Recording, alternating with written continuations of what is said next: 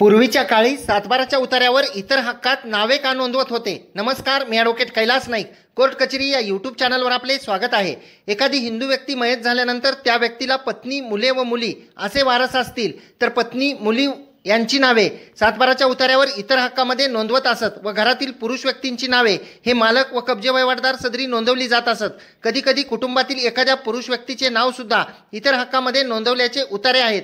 हे करण्याचे कारण म्हणजे याबाबत महाराष्ट्र शासनाचे एक सर्क्युलर असून महाराष्ट्र शासन महसूल व वन विभाग शासन निर्णय क्रमांक RTS 4364/19/696 यम सचिवालय बॉम्बे 32/19 नोव्हेंबर 1965 अन्वये आदेश पारित करण्यात आलेले होते. त्यामध्ये हिंदू उत्तराधिकार कायदा 1956 मधील तरतुदीनुसार मयत व्यक्तींचे कायदेशीर वारस असलेल्या व्यक्तींची नावे प्रविष्ट करण्याबाबत ज्यांच्या ताब्यात म्हणजे पजेशनमध्ये जी मिळकत आहे त्यांची नावे ही मालक व वहिवाटदार सदरी नोंदवत असत व इतरांची नावे ही इतर हक्कामध्ये नोंदवलेली असत.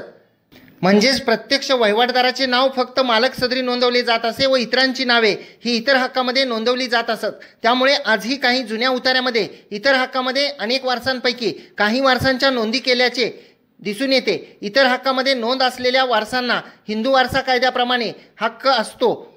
परंतु सन 2005 सालापूर्वी मुलींचे हक्क हे वडिलांच्या हिश्श्यामध्ये होते. 2005 नंतर मुलींना समान हिस्से मिळालेले आहेत. त्यामुळे आता सर्व वारसांची नावे ही मालक व कब्जे वहिवाटदार सदरी नोंदवली जातात. व्हिडिओ आवडल्यास व्हिडिओला शेअर करा. कोर्ट कचेरी या यूट्यूब चॅनलला सबस्क्राईब करा. कोर्ट कचेरी ऑफिशियल या इंस्टाग्राम व फेसबुक पेजला फॉलो करा.